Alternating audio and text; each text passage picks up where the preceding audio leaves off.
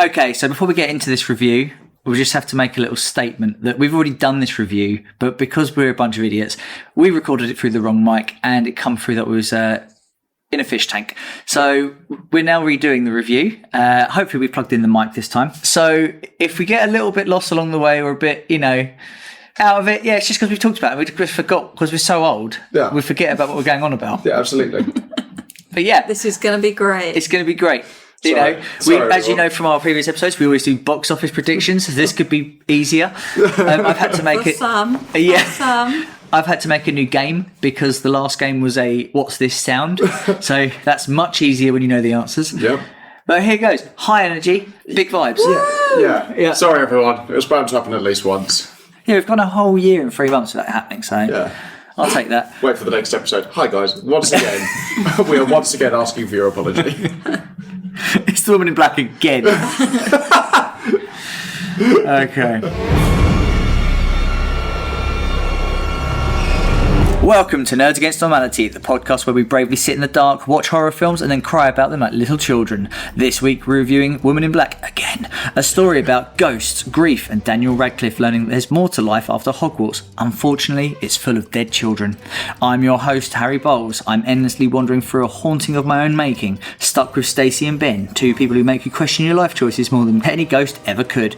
The Woman in Black is scary, sure, but nothing haunts me like knowing next week I'll do this all over again. How appropriate is that joke now? Oh. With me is Stacey Bowles. She is our own pale woman who loves wearing black. She appears out of nowhere, ruins everyone's evening, and leaves you wondering why you didn't just move out of the village to avoid her. That's just as rude the second time round. And finally, Ben Sheridan.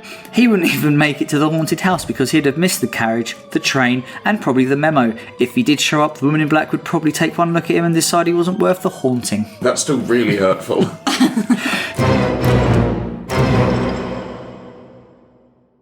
Just to warn you all that this podcast will contain a heavy amount of swearing, adult themes, and the occasional bullying of Ben. As always, if you haven't already, you can catch us on all the social medias. Make sure you follow us on Spotify or Apple Podcasts so you keep up to date with all of our new releases. Also, please feel free to check out our merchandise over at nanpodcast.tmail.com.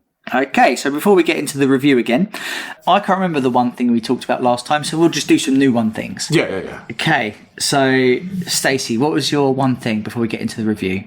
Something really horrifying, Harry, to go with spooky season. What was that? Well, I think last time I spoke about a book that I'd read called What Would the Spice Girls Do? Sure. I'd love to have heard about that. Wow. If I remember right, we did some hilarious commentary about it. Hilarious commentary. You both got really into it as well. Yeah. Sadly, you'll never hear it. Which is all about what the Spice Girls did for young girls in the 90s, like myself. Highlights include the phase where we had bright orange and green clothing come into fashion. Oh, construction uniform. That was the joke. The worst colour combination. It really is. Ever. Yeah. And Spice Girls Impulse body sprays. I'm sure you both had one. Spice Girls still have. What? Yeah. I don't remember that. Yeah, I still smell them now. Spice Girls Impulse body spray. Yeah. They had one for each of them. Sporty Spice, like, it smells like a gym. Sweaty socks. And Jerry's was just like a clove of ginger, and you just rubbed it on yourself like a stick-on deodorant. Absolutely. I feel like Jerry's would be quite sexy. Yeah. Oh, Victoria. Yeah, ginger nubbins. Okay. Oh, Victoria's one. Just smells of nothing, really. No, because this is now linking into another Spice Girls thing that I've been up to this week. Do you want a bit of a kick for Spice Girls? Apparently I am. Okay. Yes. Which is watching Victoria Beckham's documentary. Wow. So you take that back. Victoria Beckham, paint dry? Question mark. Wow. Goodness. Go on. Which kind of covered, her making it into the Spice Girls very briefly, but it was more about her journey into fashion and how she was, slandered everywhere. I think she went on to the breakfast show somewhere and they weighed her 6 months after she'd been given birth and that kind of thing. God, that wouldn't fly now, would it? No. It shouldn't That have is flown. body shaming. It shouldn't have flown then. No, I think it was fine then. Yeah, okay. But the biggest horror of them all was that she was about to do her a really important fashion show in Paris in a castle in the middle of nowhere, and it rained. The horror. Oh my God. Am I right? I couldn't even imagine. No. I thought you were going to say, it was going to be in a castle, then all of a sudden, sieged. The Spanish Inquisition. Nobody expected it. It's kind of a bit like Minas Tirith, where just some of the trebuchets are like throwing rocks in. Remember what comes through that gate, Victoria? It's okay, they fixed it in the end, don't worry about it. Okay, what do? Just put a tarp up? They held up umbrellas. No, I'm joking. The rain stopped and they put special things The on rain ground. stopped? No, but the problem was that the Right, okay. the rain was so heavy that the runway was flooded. Right. That would have ruined the clothes. Okay, And there was a model that was wearing a see-through skirt, which Right. was problematic. I see. And all of a sudden, I'm back in.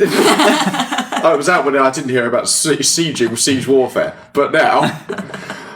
It was quite interesting, like, because she got so snubbed from the fashion's very snobby. Yeah, it is. For her to get into. And also it touched on the fact that she had a real... David's in it quite a bit, as you imagine. Just wandering in the back. Well, I does suppose you've got to kick a ball. try and like lure in the wags, but the male version. What? Mags? Mags. The maggers. Maggers. No. Well, because this is off the back of his documentary, because that did really well. So she was like, "Oh, I'll do one." Oh yeah, that favourable David Beckham documentary produced by David Beckham. Yeah. I like that. Yeah. That's quite good. Strange how favourable it was. Moving on. But it covered how, like, at the start of their relationship, she was the breadwinner, he wasn't as much. You're just a footballer. No, I she still was. refuse to believe this. She was, and he says he like, not that he lived off her, but she made all the money, and she was the one that was flying him around the world and stuff like that. But when the Spice Girls ended, then it quickly changed. Suddenly she looks out into the back garden, he's doing keepy up. It's like, maybe we can make something of this. Victoria, I've done it again. Well done, David. Got up to 7. Well done, David. So once the Spice Girls finished Oh, and yeah, of she course, went into Victoria. fashion, she was really into the fashion, not so much the business side. And it was all over the papers. I don't know if you remember, No. but she absolutely tanked that business. And David put so much money to try and stop it. And they were like hundreds of millions in debt. I'm going to say maybe she's not very good at business then. No. And then she got some business guru to come in and help her. And he went, yeah, one of the things that I found was she was spending £70,000 a year on office plants. Okay, this might be why. 70,000. I can't, on like, again, plants. I'm sure like they've all made their money, they've all got a little bit of talent, but these people are not always clever people. Yeah. Like, they're not. So when you look at our podcast recording, I've upped our plant bill. Really? Well, we've got the thought pumpkin over there. That's the that's the biggest. That's the newest addition. Want more plants. We need a studio first. I mean, a bigger studio. Obviously, we reside this in a whole wing of Harry and Stacey's house. That's a joke we haven't brought back in a while. Yeah, it's true. I like it. But I don't know, it was kind of mixed for me because it was interesting, but it all led up to this fashion show. I'm not saying it wasn't an important one. This was like her relaunch one after she'd like turned the business around, but it didn't have a good impact on it. And it tried to like make it out like Victoria's her own woman, and obviously she's very successful on her own. But then the end All she needed was multi-millions. yeah. From She's got it. from She's one right. of the, And a the husband biggest who's- girl group in the world. That's all she needed. Yeah, apart from that, You know, self-made.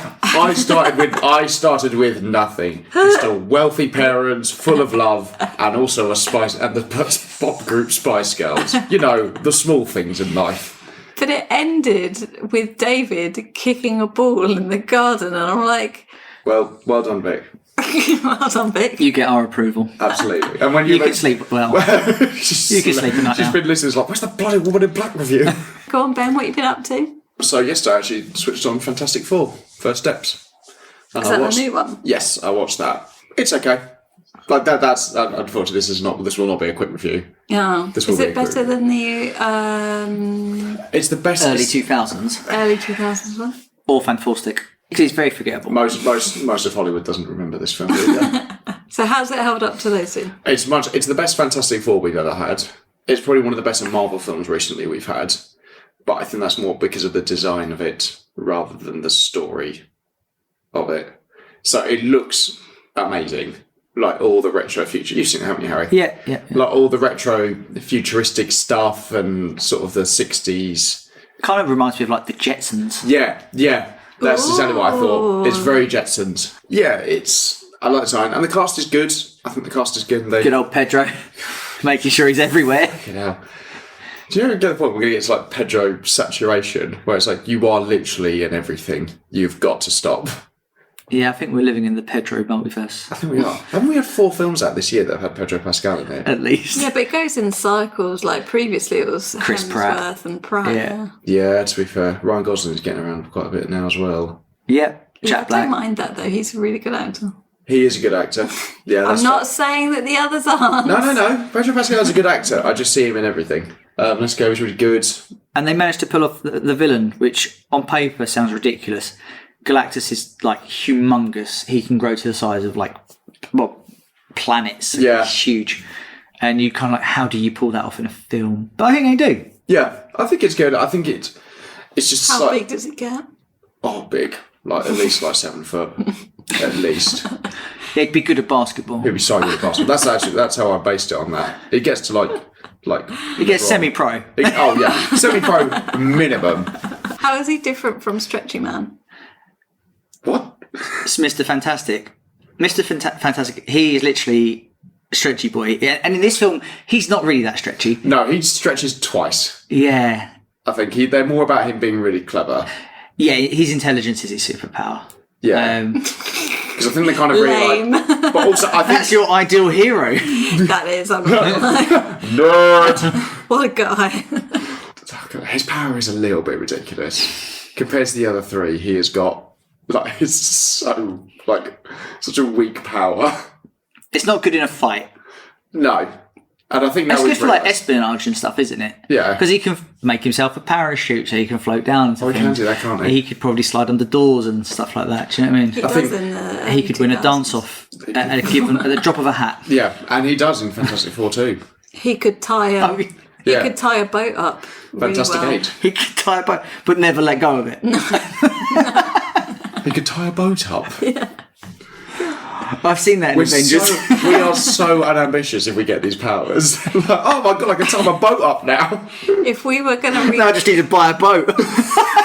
if we were going to recreate the Fantastic Four and we were going to be in it, which ones would you both be? Because I'd clearly be the Invisible Woman because she's the only woman. The Thing.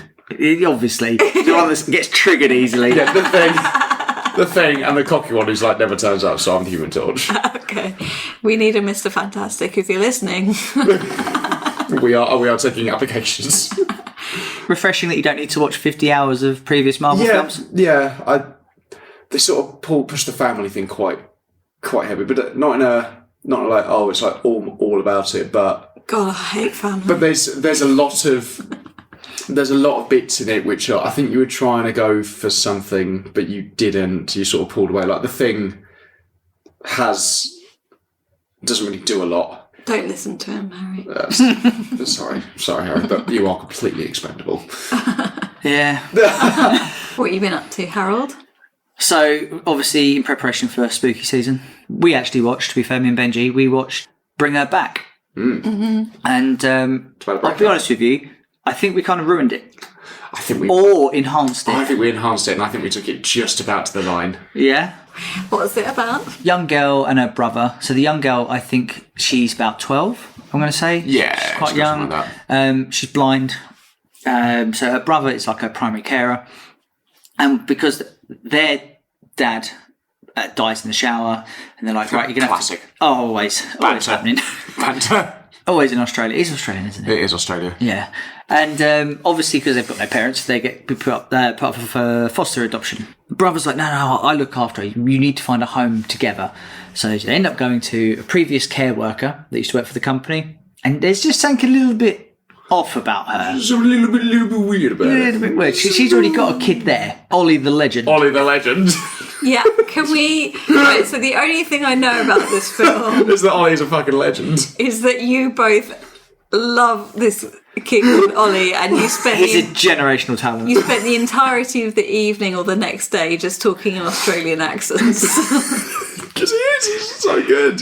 It's a serious film. So serious. Right? There's not a lot of humour. No. The mum is, as you might be able to tell from the title, is Bring Her Back. Her daughter has died. She's made a pact with a demon, and she's trying to reenact the death of her daughter because that's part of the pact with the demon, I think. Yeah, I like it's kind of not really explained much. You sort of have to figure it out. Yeah, but the reason why we love Ollie is because he has about 4 lines in the show, in the film, so he doesn't really say anything. No. And he's a conduit, right? He's just a host to the demon. And you have to feed the demon. He doesn't eat conventional things like popcorn or crisps. No. He more eats knives. And tables. Yeah. He does fucking go for that table. I think that was the turning point for Ollie, wasn't it? When we were watching that. For 30 seconds, like, fuck, it's on the table again. Because he gave the guy, the older brother, was like, here you go, Ollie, mate, have some pineapple. And to be fair, he does give him a fucking sharp knife. And Ollie's like 9, 10. He's young. You probably wouldn't give and the kid grabs it blade first. Yeah, like question marks were already raised. And he turns around, he's crunching, and he's like, fucking hell, Ollie. And Ollie's just like gnawing away at the knife blade, and it's smashing away at his teeth, and it's so like, it's horrible. So visceral. The grinding, if you were someone who was taking this film seriously, you'd have really hated it. Meanwhile, me and Harry. And we were like, fucking hell, Ollie, mate, you're a cunt. Why you bite the knife? Just sort of pretending like Ollie's like the best person to have at a party until a point, and then becomes the worst person. Kind of like if Steve-O was being possessed. If Steve-O was possessed. Yeah. Like there's moments where there's just like torrential downpour and Ollie's just out in the garden in his shorts and we're like, Ollie, what are you doing, mate? Come back. It's fucking raining, cunt. There's snakes out there, mate. We're just making up scenarios. That's a bit where you can't take him past like this white line because that's like the area. But obviously, as soon as you take him past, like Ollie starts like screaming and properly like convulsing, and then there's just us two on the sofa. Like, oh fucking hell! That's a good time if you put Ollie over the white line. What a fucking legend! I'm like probably best to bring him back. Just fucking get him back, lads. And it's the fact it's in Australia. I think if this was set in like the UK, I wouldn't have the same It effect. would not have been funny. No, but the Australians. Aussies, we love you so much, but you make everything funny. Doesn't he end up in the freezer at one point? They're like, gone too far, Ollie, mate. But he's running out with a knife at one point. He's like, fucking hell, Ollie's gone too far. He's having a bum too many. Get the blade off of him, mate. He's going to go fucking schizo. So, yeah, great horror.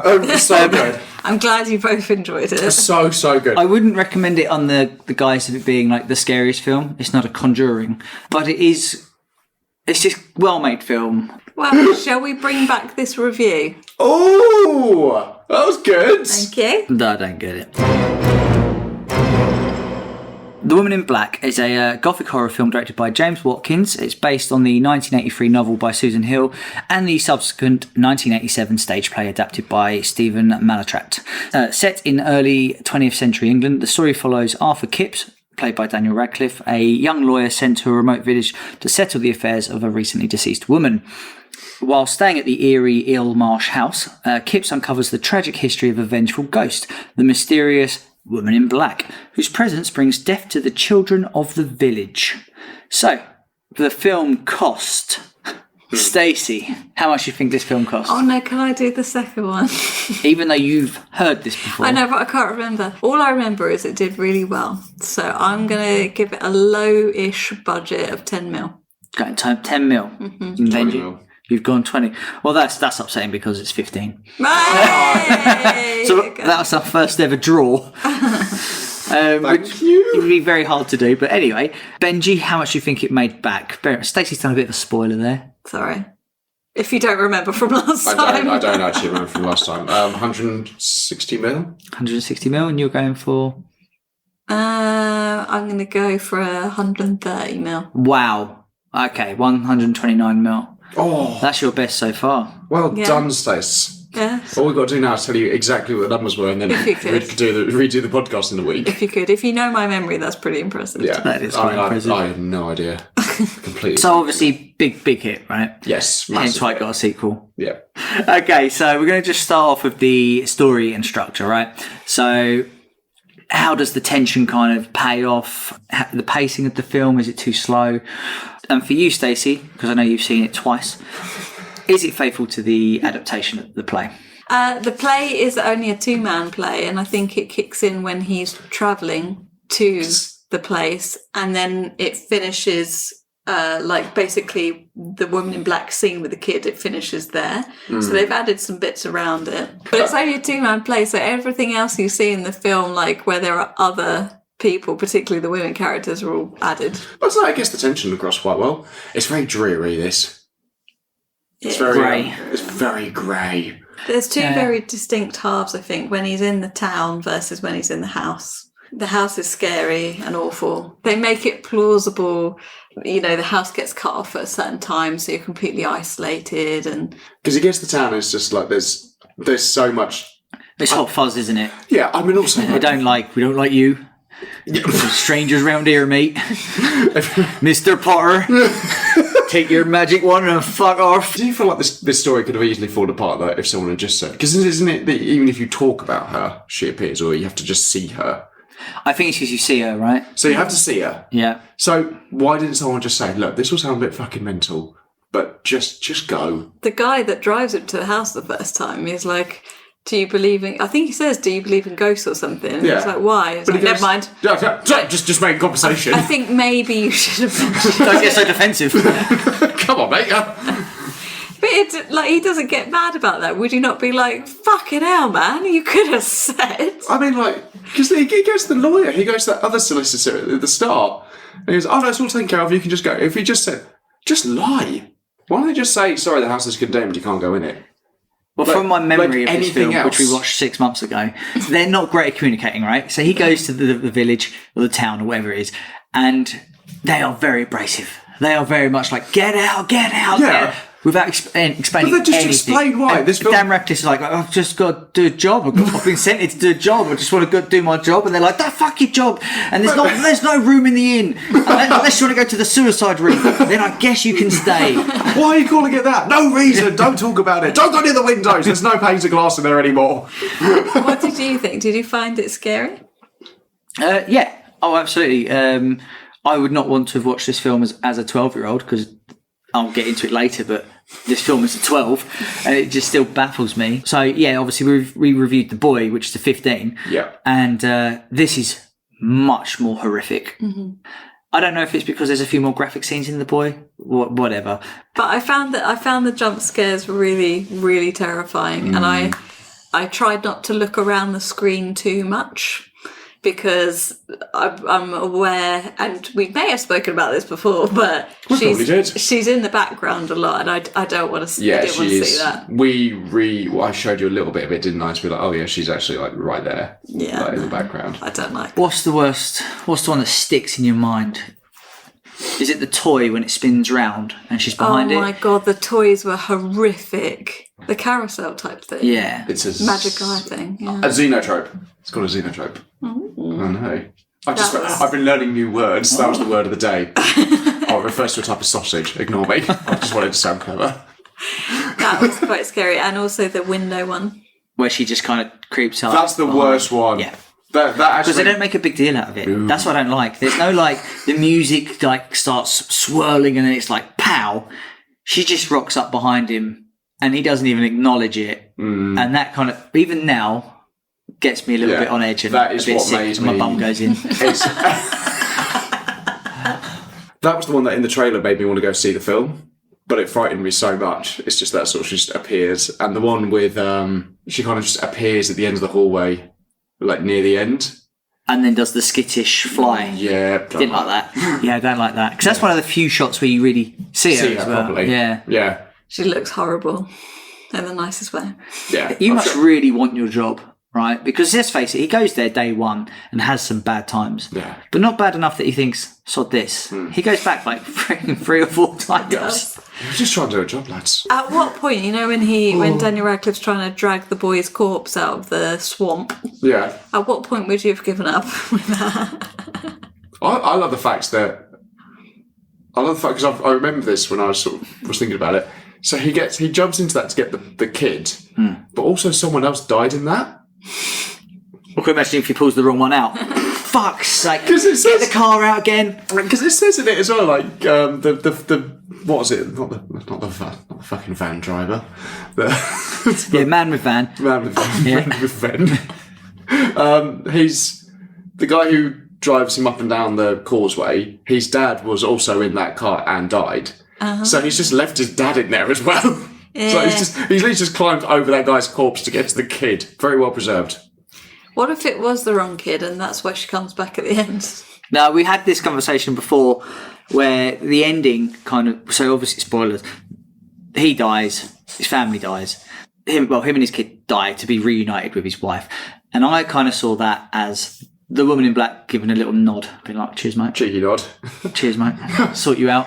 It's got a good tension. I love how just fucking old the house is. Like, the house just looks awful and evil. It's much better than the boys' CGI'd house. Yeah, the boys' CGI house is not good. It's a bad house. That's a bad house. And maybe set on Jersey because it's very foggy. No, I looked it up. No, Where is it set? That's right, it's not. Essex. Is that Essex? Well, that explains it. Where the house is, that's Oh, it's in actually... Essex. Oh, okay. And the town, oh my lord, it's been a while since we recorded this. I want to say Sure, I'll do that. Northamptonshire. Just take my word for it, because I'm Okay. never wrong. Going off of plot, we'll talk a little bit Oh, yeah, we about... meant to talk about that, weren't we? Yeah, but it's fine. It's fine, move on. Plot's good. We covered it. 7 out of 10. Plot is scary. Plot is scary. Good Yeah. plot. Performances. So we'll talk about Dan Radcliffe. Obviously, it's his first role after Potter. His chemistry with the supporting cast. So Man with Van, the Table Scribbler, and various other people. Also, did you find the performances, were they more Hollywood-esque or were they a bit hammed up, like how the stage plays? Good question. Thank you. Right, we talked about this. I'm going to head this off. He's a little bit I'm going to head stale. this off the past. You don't like him because he's a bit wooden in this, Stacey. No, I think he's good for the part because he's got one level and that's all he needs for 95% of the film. Yeah. But I just don't think he had a lot of depth to him because Dan Radcliffe just didn't have that depth at this point in his career. He's a fantastic actor now, but he needed to grow into Which it. you'd really think after, like... He's a grower. Which you'd really think... And you heard it here first. That is a hot Nerds Against Normality take. You would think, though, after 8 films, he would be a pretty good actor by now. Yeah, but he's been playing one role. Who's had depth, sort of. Well, I think it's just a miracle that he hasn't come out like absolutely fucking just messed up. He did have a like big- Macaulay He Culkin. did have or- a drinking problem. Oh, but who doesn't? Oh, bloody hell. If that's a crime, lock me up. Do you think the film would have been better with a more established actor, or do you think it's fine with I don't know who Mr. you can Potter? really, I don't really know who you can get. I think it's fine, but I think he's fine in it. Even though he's the lead, he's not the star, is he, of the film? No, his name's not on the... His name's not the title.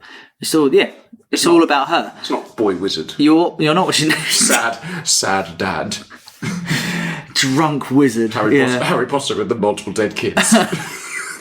He looked, I think last time we were saying he looked really young. That's the only problem. He's meant to be early 30s, right? And he looks Definitely 22. mid-20s. Yeah. I mean, by that point in history, like the time this is set in, you'd have been married and have a child by now. He would, but compared to the villagers, especially the man with Van, he looks really young. Really, really young. I think it's. I think he's fine in it. Like he's meant to play a guy who's a bit stunted and a bit sort of, bit not there and a bit broken. I think it doesn't help. He's got very good actors around him. Yeah, Man with Van in particular. Man with He's Van. very good. He's very good. The kids were really good. The swamp kid. They don't Brilliant. shy away from like killing the kids in this. They don't shy away at all. Like, It's the opening act. you listen. Yeah, literally, isn't it? You see the 3 kids walking Yeah, out the suicide room. The girl with the fire was quite good. That was quite haunting. Well, when you saw the woman in black in the background. And also, she got like locked in that basement for a while, didn't she? She wasn't happy about it. Rightly so. What, Woman in Black wasn't happy about it. No one was happy about it. There's Yeah. quite a history of people being locked in basements and not being happy about it. Yeah, moving on. Yeah, I also think the Woman in Black is really good in this as well. For someone who literally doesn't speak or really move. She has a lot of presence. Yeah, she is very good in this, and I think they did a really good job with her because you have to nail that. Like, I think you need to have the ghost in it to be quite a presence, and like, given other films around the time, like Conjuring, as well. Like, your villain, I guess in quote marks, is someone that's got to be like a real threat. Even though all of us could go to that house tonight and we'd be fine. Oh, there's no way I'm doing that. But think about it. If you think No about way. it, but like, it's not my kids. It's someone else's kids.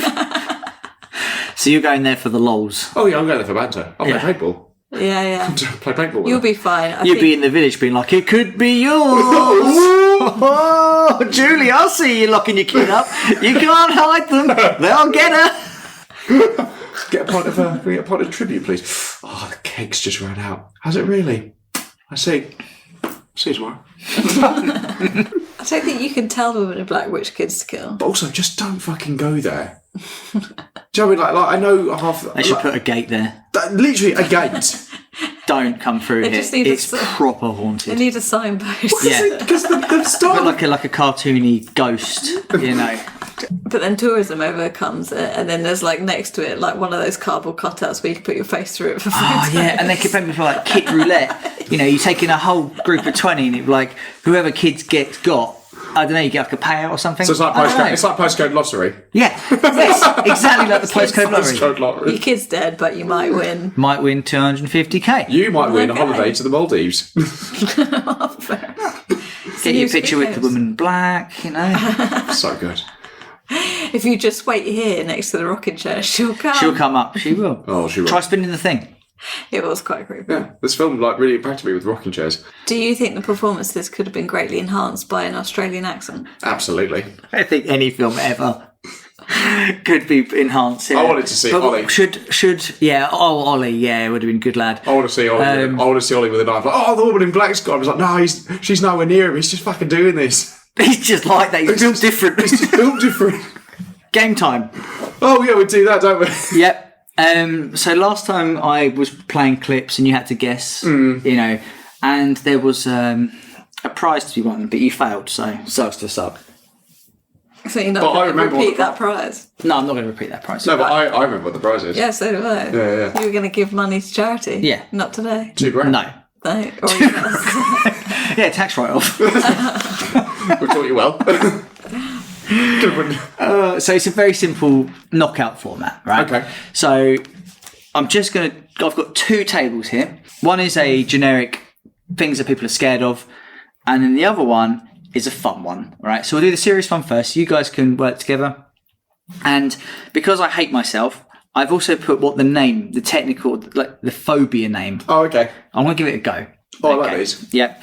So apologies if I absolutely butcher this, which Nice. I will. Which Nice. one of them is amazing, and every time I look at it, it makes me laugh. Okay, so coming up in the first round, we've got dolls, which is pedophobia. I'm not making that up. And then we've got that versus claustrophobia, which is clowns. Yes. So, God, we know someone with a which one is scarier? does. There's been more serial killers dressed up as clowns than there have been of dolls. Yeah, but in Just the to throw a population of the universe, There's more people. that's- There's more people who've had sex with dolls than clowns. It's probably not a real statistic, but I mean, I think it could be right. I imagine a China doll.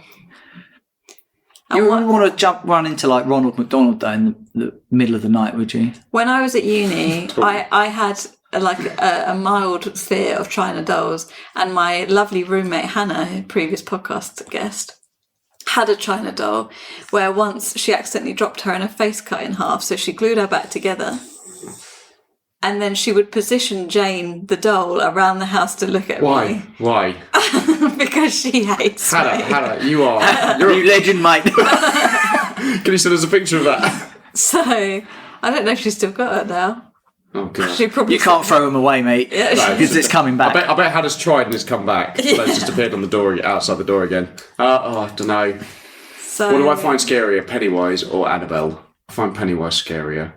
Doll. I think dolls are We're scarier. going for dolls. Okay, so pedophobia is Yeah. through. On the same side, we've got tight spaces, claustrophobia.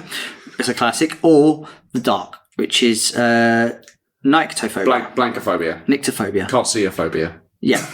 I'm going to go with the dark because also after we watched The Women in Black, I did not want to turn the lights off. That's fair. I don't think I have a problem with small spaces, but yet sometimes when you're stuck on a train, it's heaving with people and the doors won't open, that is a bit scary. Yeah, there does get that sort of panic. When I think of tight spaces, I think of those cave dwellers. They go underground and they're going through the little tunnels. That's stressful. That is stressful. And you're thinking what do you do if you get stuck? Okay, I always thought that'd be quite a cool thing to do, and then I watched The Descent, and I was like, now I'm out. I don't know, I could be convinced either way, but you don't really come across tight spaces. I'm not afraid of the dark. I have rented a place in London, so I'm very used to tight spaces. Alright, show off. You just wanted to mention you rented a place in London. It was a student room. I'm not... tight spaces, I think, are scarier. Right. Okay. I'm not afraid of the dark. So again, claustrophobia. Right, on the other side, we've got spiders, arachnophobia, versus snakes, which is ophidiophobia. Ophidiophobia. Aphiliophobia. Without question, spiders. Spiders. I have no issue with snakes. Yeah. I think they're quite cuddly. Yeah, I like those. How many snakes have you run into? I'm not talking about your employees that you work with.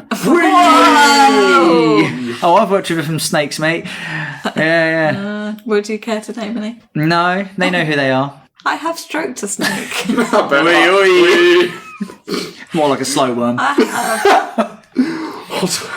Not very soft. No? No. Bit coarse. Quite slimy. But yeah. Okay. No, we're going with Spiders. spiders. Yeah. Spiders. Okay. Now this one gets a bit deep. We've got Buried Alive. That was a good joke. That was a good joke.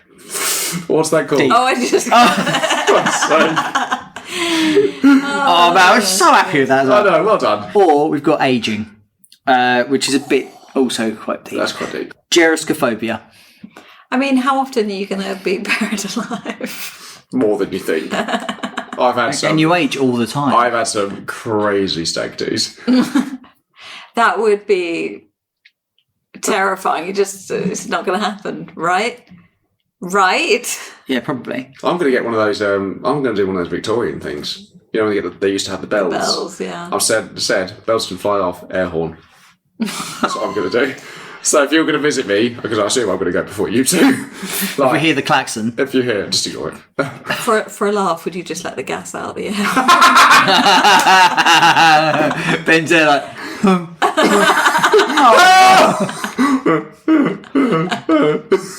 So we're going for aging or buried alive? We get a ring doorbell. No. Aging is also scary, but that happens every day. Yeah. Like being buried alive in the instant would be much more terrifying. But I hope that never happens.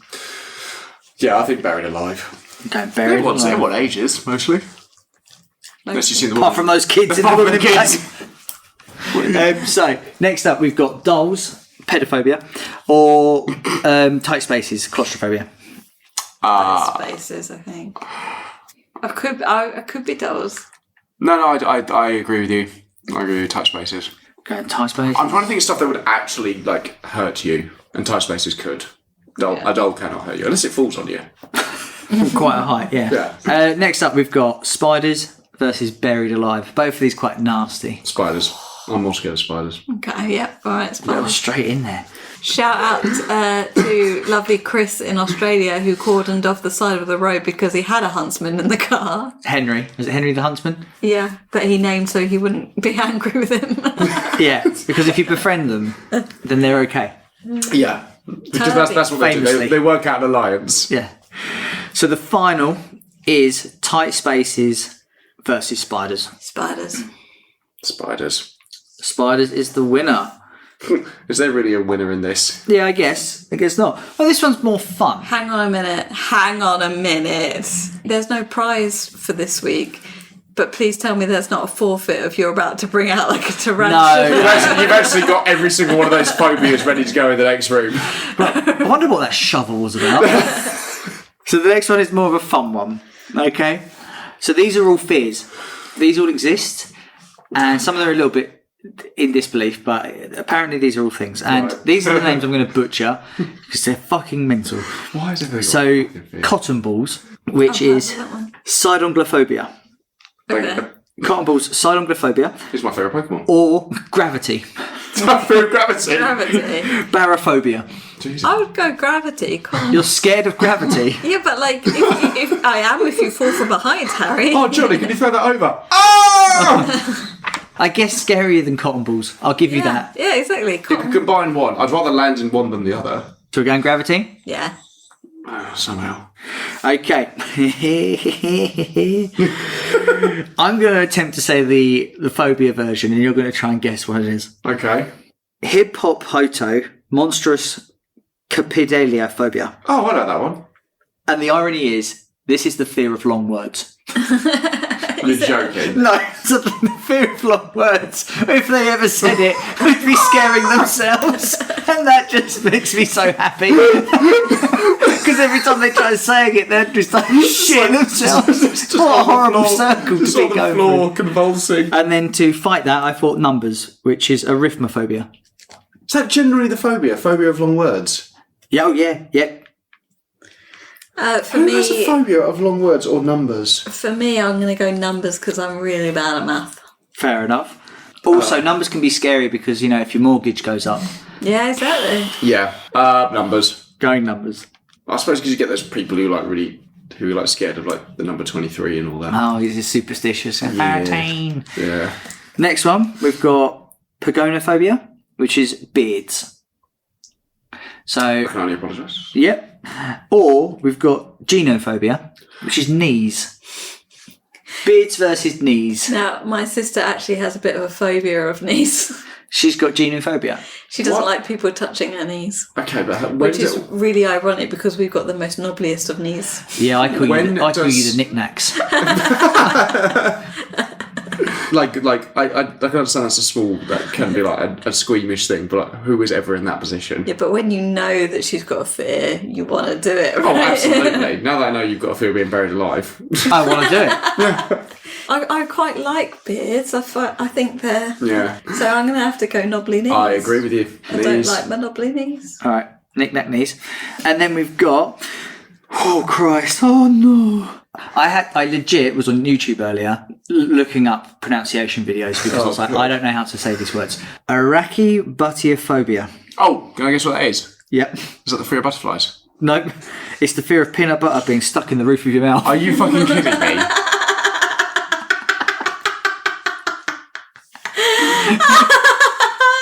That was such a legitimate guess. I really thought about that. Yeah, but it's well annoying, isn't it? Arachibutiophobia. Yeah. Arachibatophobia. Yeah. And the other one is Oh my god. omphilobia. Fear of earlobes. Belly buttons. Oh, belly buttons all day long. These are ridiculous phobias. I'm sorry, if you've got one of these, Grow up. grow up. Belly buttons all day long. And can I just now make it known on this podcast that Harry's belly button, it just out of nowhere will produce fluff at the drop of a hat. Cool. That's what my socks are made out of. Gross. But we going belly buttons? No. No?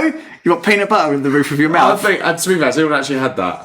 Yeah, that's fine. No, it's That's part of the joy. no, it's a real ordeal. The part of the joy of peanut butter. No, because it really hurts when you try and. Well, I can't agree with them. I tell you what. All right, let's go with belly buttons. Yeah, let's go with that. Okay, so now we've got gravity versus numbers. Barophobia versus Gravity? arithmophobia. I would say gravity is scarier Yeah. because you can fall. Yeah, I can drop something heavy on your head. Yeah, I'd rather you didn't. Gravity. All right, we're going gravity. Gravity's made to the final. Oh, nice. And then we've got knees. Classic lineup. Knees versus belly buttons. The people wanted it, and we gave it to them. I'm going for belly buttons. I suppose for one of them, you could never do head, shoulders, knees, and toes. Head, shoulders, toes. Oh, thank God. And toes. I'm going for belly buttons because I could touch someone's knee, but I'm not poking my finger in their belly button. Oh, I tell you what, that When we sleep together, right? When she's asleep, sometimes I put her hand into my belly button, so she has a little feel around. Oh God, that made my bum go in. Yeah, you're welcome. So obviously, we knew it was going to come down to this. Yeah, classic. It's a classic lineup. It was always going to go. I don't know why I did the rest, but gravity versus belly button. When we made this podcast, I didn't think it was going to take this sort of route. No. No, Our first ones were really highbrow. I kind of want to go for belly buttons. Yeah. Because they're I'm gross. kind of feeling it too. I'm thinking about touching someone's belly button. It makes me feel ill. Violated. I don't like if someone does it to me. I really don't like that. No. It's a real weakness. Can you imagine someone just Who did that to me? treating you like a USB port? Like, ooh. Makes me feel unclean. Yeah. Belly Okay. buttons. And then Champions of I Champions. knew it. I just said, are we going to have to do spiders v Spiders versus belly buttons. Belly buttons What are about grossing. spiders had belly buttons? Oh, belly buttons are grossing me out, but I think Spiders. overall it's got to be spiders. Spiders. Yeah. Spiders dominate all. Spiders dominate all. I would rather touch a belly button than a spider's What? leg. Jesus Christ, that would be horrific. Lovely. Thank you for playing, guys. Right, so before we head off onto our approval, I just want to talk about the atmosphere and tone. So, like the use of lighting, fog, and all that jazz. And yeah, so time to sniff those farts. Now, darling. we're down to the section of the podcast. Does the film rely on jump scares or psychological unease? I'd say there's much more unease than there is jump scares. I know there's a lot of them, but I mean, I said this the last time, but I will repeat it because it's worth repeating. When he gets into the house, like every time they're in the house, there's no dialogue. Like there's no talking. It's all just like a silent, just complete silence. Apart from when he's like, "Oh," that doesn't count. But I think that's a lot more psychological than jump scary. Do you know what I mean? I just feel like as soon as he enters the house, you're kind of like waiting for shit to go wrong. Yeah, you're constantly on edge. Yeah, you're waiting for her to turn up or do something. Yeah, I think the only sort of safe space is when he's back in the village, like the save room. But even then, like, he's not, because you know when he gets back to the village, something bad is going to happen to someone. Because we know what's happening, but he doesn't. So it's like, I think there's a lot more. I really like this film because it's got a lot of atmosphere. Like, it's a really good lesson in like how to show tension and dread in your visuals. And that's my scarfy bit for the day. Stacey, what's your scarfy bit for today? It good. Yeah. No, I think it has a bit of both, yeah. Because I think the jump scares you can kind of prepare yourself for, and they're horrible in the moment, but it's the psychological stuff that stays with you. And like, I wouldn't have been so scared about looking out into a dark hallway after watching this film if it hadn't had that in it. So I think it probably borders on both, but both in the house, I didn't find it scary in the village. Really? Yeah. I found that scary because it was the consequences of him going there, which I was like, what's going to happen next? The only bit that was really haunting was the fire bit, but I don't know, because I think a lot of the village stuff was around daylight as well, and the house was creepy, dark, you're isolated. I don't know. It's all the stuff I really like in a ghost story, but I would hate to be in. Like, I would hate to be in a big house on my own with no way out. And you're like, yeah, he's got to stay there. Yeah, the fact the water takes away your exit, Yeah. that's quite scary. I mean, It's an introvert's dream, though. Not there. Sorry, guys, you're going to have to go because the tide's coming. Although I would say, like, it would be an introvert. We can stay. No. It would be. Off you go. Your feet are getting wet. I'd say it's an introvert's dream until you realise someone else is also in the house. Yeah, fuck. Oh, we've got a bad conversation now. I think what it does well, and you're saying like it's safe in the village and it's daytime, is that normally in horror films, I would say like a 5 out of 10 horror. It'd be like, we're in the house and it's scary. And then you go back to the village and it's safe times and you don't really care and you're not invested. Even though it's not about the jump scares in the village, it keeps you interested and the hook's still in there. Because like you said, you're revealing the consequences of him seeing her. Yeah. And you're still invested. I think that's a good sign of a good film. Yeah. I would just like to point out, I did this last time, but I think it's too good to waste. So as we were watching it, I decided to take notes of Stacey and her panic attacks. Of course. I'd just like to point out that I picked this film because I was asked to pick a horror, and I feel like I really went for a brave choice here. I think you did. When I heard you were doing it, I was like, that is... Because like that film scares me now. Yeah. Like, no. It still lives with me, yeah. Yeah, that's fair. Yeah, like 3 months after the original recording of this episode, 3 years later. I still look out into the dark corridor and feel a bit... So whilst we were watching it, and obviously in the house, it's all going a bit bit wrong. All I could hear was, say something funny. Say it in Australian. Which is funny, to be fair. I can't watch the next half hour in a constant state of anxiety. I'm sweating. No. Oh, that added some jazz to it. Followed by, no. Why did I pick this film? Inaudible gargling. Oh, I bet he loses his wedding ring. Heart attack imminent. Please send help. I need a nightlight. I'll never sleep again. Come on, mate. I thought we was past this. I'd like to point out the jazzy part was when he's going around the room with all the haunted toys and they start moving, but one of them's quite jazzy. Oh, I love that one. It's like, Yeah. these 3 lines in. That was some light relief. Yeah, it was good. I had more enjoyment, I think, watching you watch the film. I'm glad you enjoyed my terror. Yeah. Harry never actually saw the film properly, so just in the reflection of your glasses. But that is the joy of watching a horror film, right? You want to feel like it's horror. Yeah. That is the point of it. No. Well, why do you watch a comedy? Yeah, but I get enough anxiety. It's to evoke an emotion. I get enough anxiety stepping outside my front door. Christ, that's scary. That's enough for today. So, on that note, I'm going to repeat the same approval that I did last time because I think it's unfair not to. In which I said, and I quote, this is a very good horror film for people that like horrors. It's got good jump scares and the tension and all that lovely stuff. So I see why it's a good horror film, but I just do not enjoy horror films. It's not my vibe. And on that basis, I didn't approve it. Which is still quite shocking to me. Because I don't Because this is following the boy. Which you did approve. Yeah, somehow you approved that. I know, yeah, but we did this before.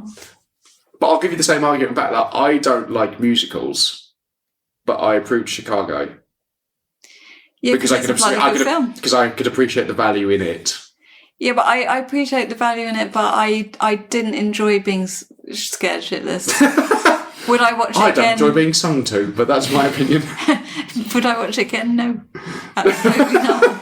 So you're not approving it again. Ben, has your opinion changed? Approved. It hasn't changed. It won't change. I really like this horror film. I love this as a ghost story. Yeah, I haven't changed my opinion. He hates it. I never approved it the first time. He didn't watch it. No, I think it's a very good, especially considering like the margins that they managed to do it in a 12. It's so impressive. Oh yeah. Yeah. If you like horror, this one you should watch. Yeah. This year Halloween you should watch it. You should watch it. Okay, so not unanimous, but it did get approval. So a bit of trivia for you. So the boy who plays Arthur Kipps's son at the end of the film is actually Radcliffe's real godson. Misha Hadley is his name, I think. It helped make the father-son scene feel more natural and emotionally grounded. It didn't, though. It didn't? No, it was all very stilted. Yeah. That's what you look. That's what your face looks like. Right, you little cunt. Tracks. Daniel was only 22 when filming, but his character was written as the widowed father in his early 30s. The makeup team and costume department subtly aged him up with darker suits and a weary, understated look. Now, I've just been praising this film a lot.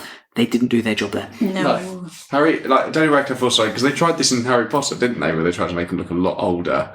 Yeah, at the end, it just doesn't work because he's got a baby face. He just has a young face. It's better in this film than at the end of Harry Potter. They should have used more CGI at that time. Yeah. The movie was part of the revival of Hammer Horror, the legendary British studio famous for Christopher Lee's Dracula films. The Woman in Black became the most successful release since the 1970s, reviving classic British gothic horror for a new audience. God, this is brand new information. I know, Yeah. right? Then they did the sequel. They were like, wow, we've hit gold, lads. Bankrupt. And then immediately again went back into obscurity. We'll see you in 50 years. The British Board of Film Classification initially rated the film 15, but after the studio trimmed several seconds of intense scares and dark imagery, it was reduced to a 12A, allowing for a wider audience. I would love to see those 7 seconds of footage, just to see what it was. And I would really like they to. did that just to capture the Potter fans, which I think is abhorrent. I'm all for it. No. In several takes, Dan Radcliffe's startled expressions are genuine. The crew sometimes triggered unannounced sound cues or movements on set to get authentic reactions, which I think is top shithousery. That is quite funny. That bird was never meant to fly in, but just had someone's pet, and they were like, Just fucking threw it in there and like... fucking go, lads. The woman in black actually appears far more times than most viewers notice, sometimes barely visible in windows, mirrors, or shadows. Often dialogue scenes when the attention is elsewhere. She's kind of like loitering in the background. As we stated earlier, when he's going through the graveyard, she's literally at the forefront of the camera. Yeah. And you just don't see it. No, I try not to look around. She's actually in a bit of the trailer as well, which no one recognises. Like, there's a bit where like the curtain goes across the title, but it's actually her. You can't say she's actually more times in the trailer as well than people recognise. When people are doing these, like, you know, when they do those trailer breakdowns, people going through like, oh my fucking god, she's there. So it could have just been a woman. Yeah. But who knows? Oh, fair enough. And that's it for this week's Nerds Against Normality. What have I learnt this week? Daniel Radcliffe is much scarier than any ghost, mostly because he spent the entire movie looking like he just remembered he left his oven on. Truly, the real spirit haunting this film is that look of perpetual mild panic. Thanks for hanging with us. Catch all of our latest episodes every Wednesday wherever you get your podcasts from. Please follow, rate, like us on social media for more exclusive content, and check out our merch at nanpodcast.tmail.com.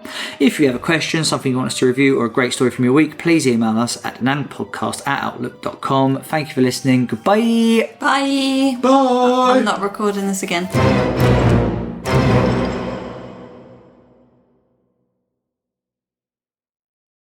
Mind the gap.